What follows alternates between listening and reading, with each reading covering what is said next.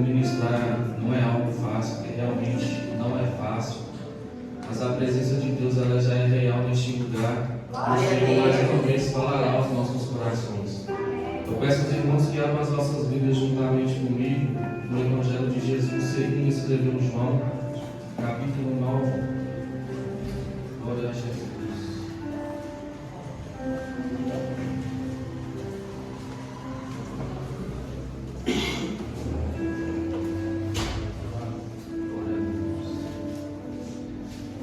Capítulo 9, todos encontraram de um amém.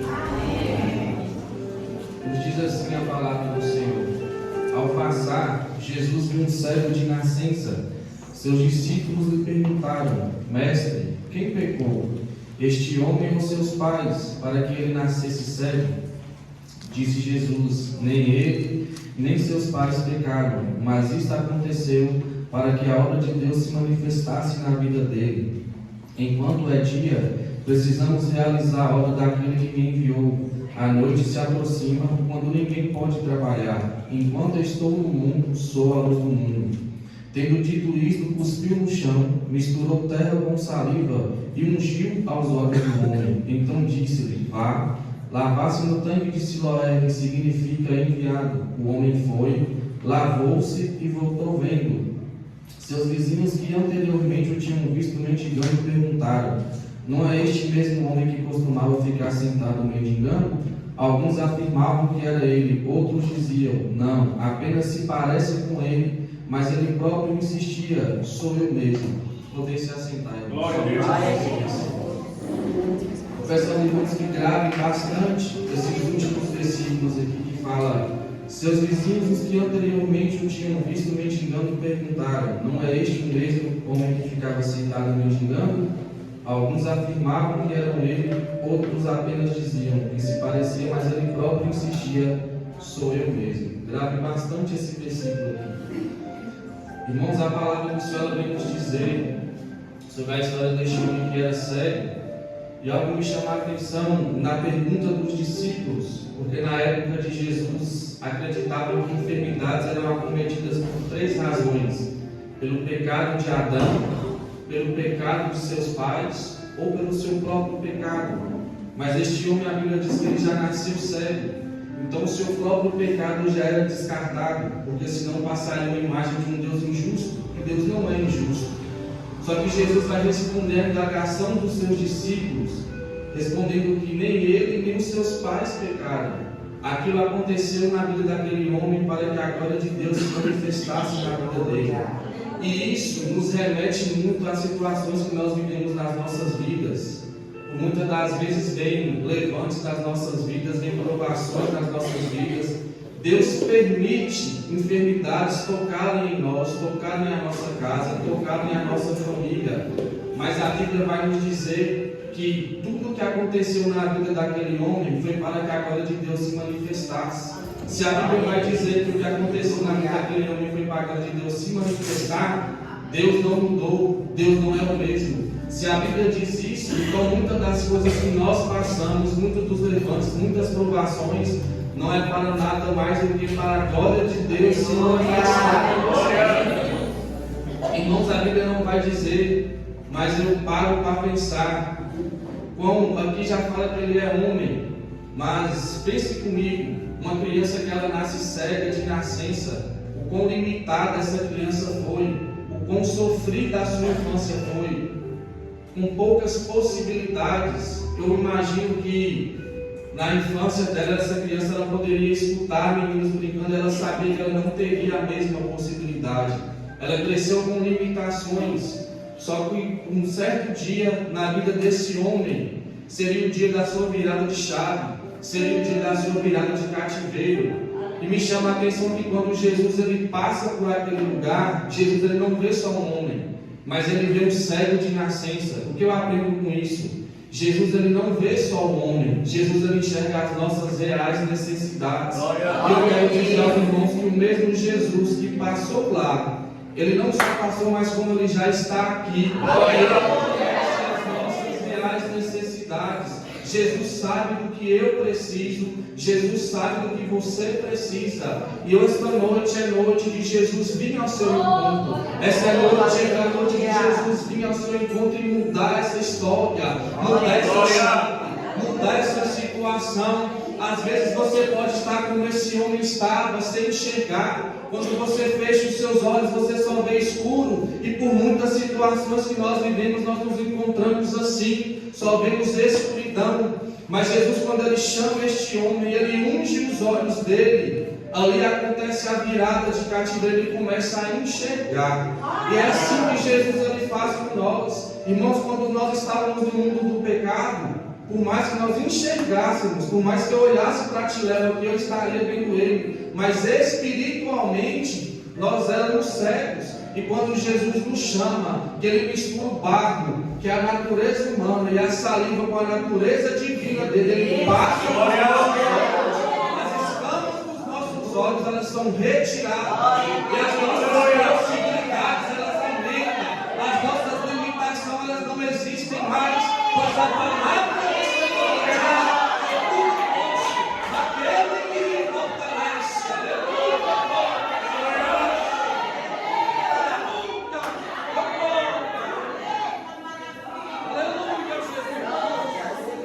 Aleluia. Irmãos, é algo que me chama a atenção nessa mensagem. Se Jesus fala que Ele foi enviado para fazer as obras de quem o enviou, e Jesus manda este cego se lavar no tanque que chama o enviado, Jesus nada mais estava falando: vá, vem se lavar em mim, que com o meu sangue eu retirarei a sua cegueira, eu removerei as suas pecados, eu mudarei a sua história, e você verá que eu sou Deus na sua vida. Deus me trouxe aqui hoje como um profeta.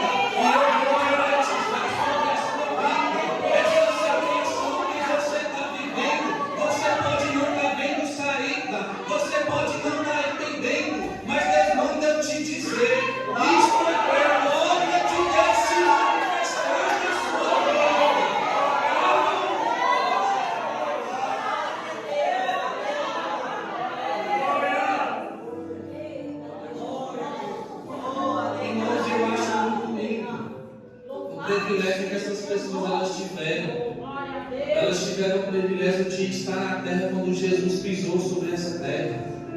E é muito lindo que onde Jesus passava, Ele deixava um milagre, Ele deixava uma história. E se nós pararmos para ler a Bíblia de Gênesis e Apocalipse, onde Deus opera, onde Jesus passava, nada era da mesma forma mais. Onde Jesus passava, havia transformação. Onde Jesus passava, havia mudança de história. Onde Jesus passava, havia virada de cativeiro. Onde Jesus não mudou. Jesus ainda é o mesmo Jesus. E é mesmo que quando Jesus ele nos encontra, deve haver transformação. Quando Jesus nos encontra, a virada de cativeiro. Se nós pararmos para olhar a nossa vida antes, quem diria que imaginaríamos que nós, num dia como esse, estaríamos aqui sentados, exaltando ao nome do Senhor? Pois a vontade do inimigo era que nós continuássemos como esse homem estava aqui. Jesus só não tirou a cegueira desse homem. Jesus tirou ele do ambiente em que ele vivia de cegueira. A palavra do Senhor vai nos dizer que os vizinhos perguntavam: não era esse homem que ficava sentado mendigando? E quando Jesus ele tira a cegueira desse homem, ele não só tira a cegueira, mas ele tira do ambiente de mendigo. Ele tira do ambiente onde ele necessitava, ele dependia de pessoas. E a partir do momento que esse homem ele é tirado da sua cegueira de nascença, a Bíblia vai nos dizer que seus vizinhos, eles não conheciam, eles não reconheceram aquele homem, pois não mudou somente a cegueira, mas Jesus retirou ele de um ambiente onde ele era menosprezado, onde ele era desprezado, onde ele vivia mendigando. Para pensar a situação de um homem que era cego, a situação de um homem que era mendigo, onde ele dependia de pessoas para comer, para se locomover de um lugar para outro. E é assim, porque quando a pessoa se encontra em uma situação de mendigar, qualquer coisa que você dá para essa pessoa, ela tem que aceitar. Mas houve uma mudança de história nessa passagem aqui de João. Jesus encontrou esse homem e mudou o ambiente dele. A partir do momento que Jesus abre as nossas visões, não é qualquer coisa que eu aceito, não é qualquer coisa que você aceita. Você não depende da mão de um homem para se alimentar, você não depende da mão de um homem para se locomover, você depende da mão de Deus que sustente de pé e te conduza, não te locomova, mas te conduza, porque te locomover de lugar, qualquer pessoa pode te locomover, agora te conduzir, é somente Deus que pode conduzir seus passos, para que você não tropece com os seus pés. E quando eu pedi aos irmãos que frisassem esses versículos aqui onde dizia que os seus vizinhos, eles não reconheciam mais, e o qual eu insistia, sou eu mesmo. Eu quero dizer para você que está aqui nesta noite, pode ter alguém dentro da sua casa, ou até mesmo alguma área da sua vida que as pessoas olham e veem uma situação de mendigo, onde vê uma situação de dependência, onde as pessoas veem e menosprezam, onde as pessoas olham e digam, esse aí não vai dar em nada, esse aí já era, essa situação aí não tem mais jeito. Mas eu vim dizer para você que eu e você servimos a um Deus do impossível. Eu e você servimos a um Deus que com tudo faz nada. Nós servimos um Deus que levanta o abatido e abate o que está no alto. Nós servimos um Deus que muda a história. E eu quero dizer para você nesta noite, eu quero profetizar que aquela situação que você não está vendo saída, muitos vão ver e não vão reconhecer. Você vai preparar por Deus. Foi Deus que tirou a cegueira, foi Deus que mudou a situação. O que aconteceu foi para a glória de Deus se manifestasse na minha casa, se manifestasse na minha vida, e essa situação não será mais a mesma.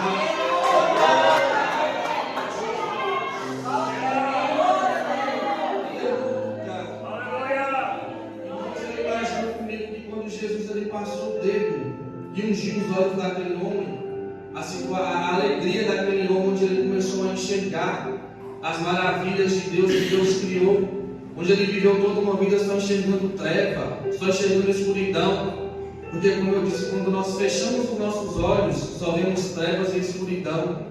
E eu imagino que aquela alegria daquele homem foi tanta que ele não conseguia segurar aquela emoção. A Bíblia não diz, mas eu imagino, porque quando nós pedimos algo a Deus, nós oramos por aquela causa, nós buscamos, nós jejuamos, nós fazemos propósito. E quando Deus nos entrega aquela bênção, é uma alegria que nós não conseguimos controlar. Agora pensa comigo, uma pessoa que viveu a vida toda sem enxergar, uma pessoa que viveu sem perspectiva, e ela recebe esse milagre tão poderoso da mão de Deus.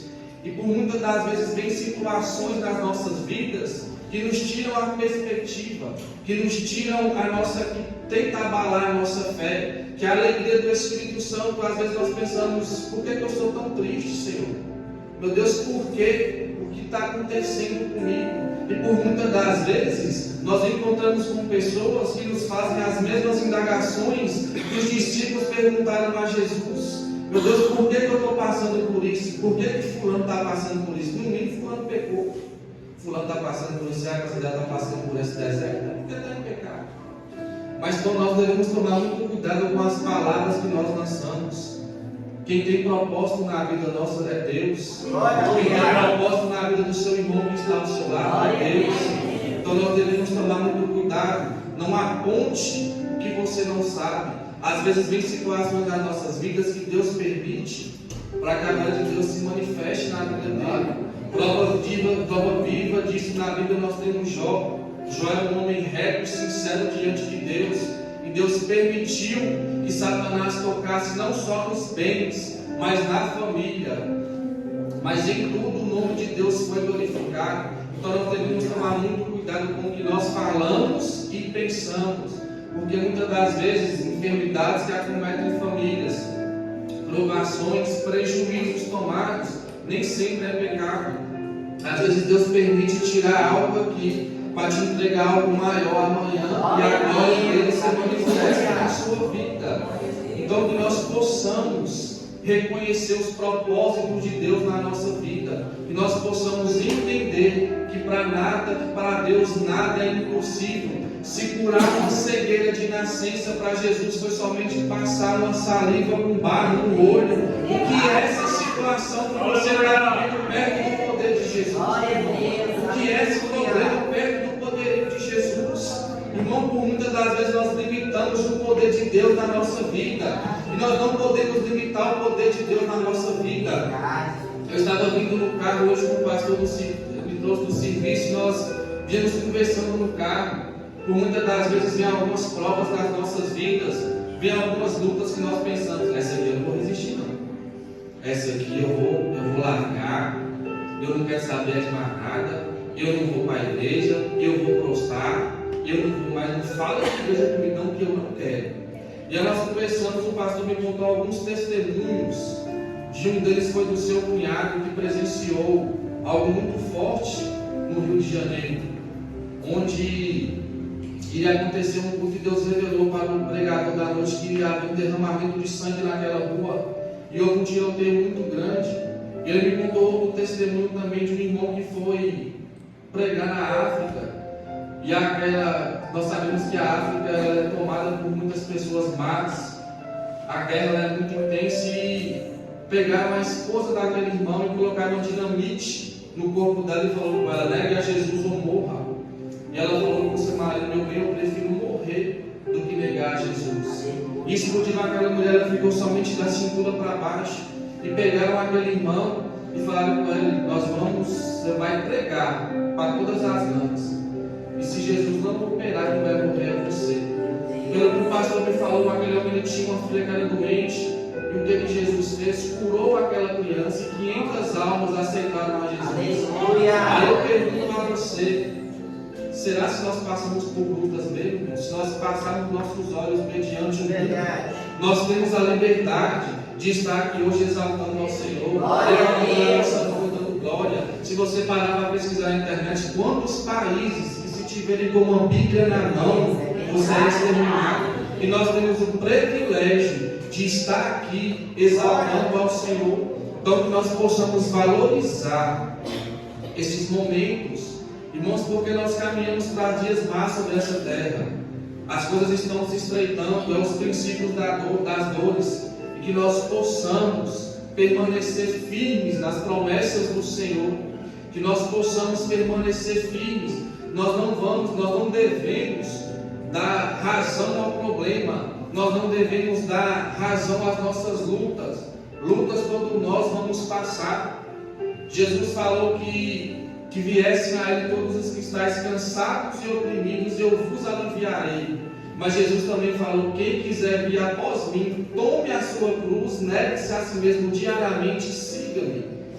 Se Jesus mandou nós negarmos a nós mesmos, tomarmos a nossa cruz diariamente e segui-lo, para pensar o calvário de Jesus carregando aquela cruz, levando chibatadas.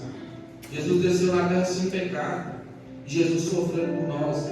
Se Jesus, que era sem pecado, levou chibatadas, foi crucificado com a coroa de espinho na terra, por que eu e você deveríamos passar sobre essa terra só em mar de rosa? Não, nós vamos enfrentar a luta, nós vamos enfrentar a peleja, mas é Jesus testando a nossa fé. A Bíblia vai dizer em Marcos, no capítulo 10, no versículo 46 em diante, a história de Bartimeu. E Bartimeu é uma história bem conhecida, todos nós sabemos que Jesus passava ali. Bartimeu também era cego. E Bartimeu, quando ele ouviu falar que Jesus ia passar, ele começou a clamar Jesus. Quando ele começou a clamar Jesus, é lógico que Jesus ouviu Bartimeu clamar. A multidão mandou que Bartimeu calasse, mas Bartimeu ele aumentou o seu clamor. O que eu aprendo com isso? Jesus ele nos ouve, mas Jesus nos chama para aumentar o nível da nossa intimidade. Jesus nos chama para aumentar o nível do nosso clamor. Quando Bartimeu ele clamou mais alto, Jesus mandou que chamasse ele. Nós conhecemos a história que o milagre também aconteceu na vida de Bartimeu. Então tem momentos das nossas vidas que vem provações que você ajoelha e fala: Deus, eu não estou aguentando. Jesus fica em silêncio. Deus não responde. Deus fica em silêncio. Tem situações nas nossas vidas que se levantam, tem provações que batem à nossa porta.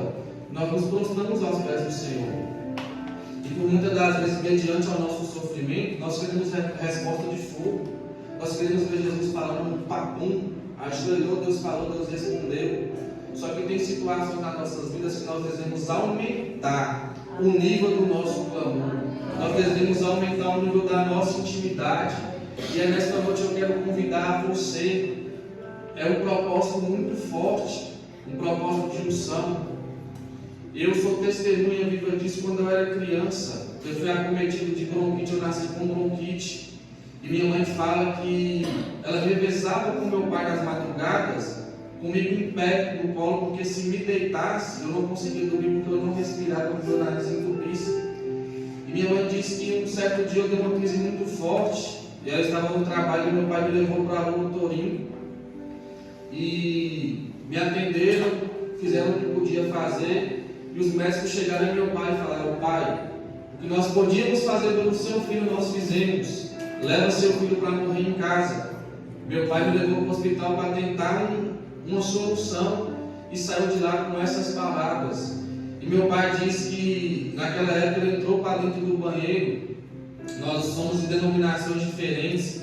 E ele entrou para dentro do banheiro, ele indagou ao Senhor sobre as promessas que Deus tinha feito na vida dele mediante aos seus filhos. E meu pai fala que no banheiro, Deus falou com ele: unja a criança. E Jesus e meu pai foi procurar os irmãos da igreja dele para que me ungisse. E lá eles têm o costume de falar que quando vai ungir uma pessoa, é o costume da vida deles, que é ou resolve ou não resolve. E naquele ato meu pai fala que eles me deitaram na cama e me ungiram. E para honra e glória do Senhor, nunca mais eu tive uma crise de bronquite. É um propósito de unção, é um propósito muito forte. Eu saí um pouco do livro, do tema da campanha, mas Deus me revelou esta palavra que ainda permanecesse no propósito de unção, para que nós possamos entender o poder que é um propósito de unção. Jesus, ele cuspiu na terra e ungiu os ombros, os olhos daquele homem e curou uma cegueira.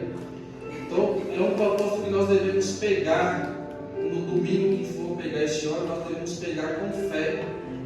Na palavra de Marcos, Marcos 6, que é o tema da campanha, versículos antes, Jesus vai falar sobre a incredulidade daquele lugar onde ele estava, que foi onde ele nasceu, que a palavra de Deus fala que o profeta ele não tem valor na sua terra.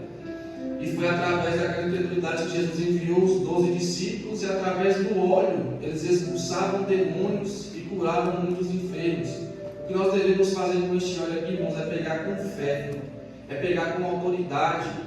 Se tem uma pessoa dentro da sua casa que você quer ver ele transformado, se não tem como ungir, use os umbrais da porta do quarto, use uma roupa, se tiver a possibilidade, use a pessoa, pega seu telefone, entra no seu aplicativo do banco, unge a cara da conta bancária, para você ver a manifestação da glória de Deus sobre a sua vida através desse propósito. Nós podemos perceber que desde o início do culto a glória de Deus, a presença de Deus estava real neste lugar. E Deus já tinha mostrado ao pastor que esta campanha marcaria muitas vidas. E eu creio que a minha vida será a primeira. E eu creio que a sua vida será a próxima que sairá marcada dessa campanha. Então, irmãos, que nós possamos pegar esse óleo com fé. Irmãos, que a situação que você esteja vivendo não diminua o poder de Deus sobre a sua vida. Mas pegue esse óleo do domingo com fé, crendo que você receberá o seu milagre, como este cego de Nazaré também recebeu o seu milagre. E para que nós possamos finalizar, eu convido aos irmãos que fiquem sobre os seus pés. Minha esposa vai estar louvando e eu convido ela para o altar. Glória a Deus. Glória a Deus.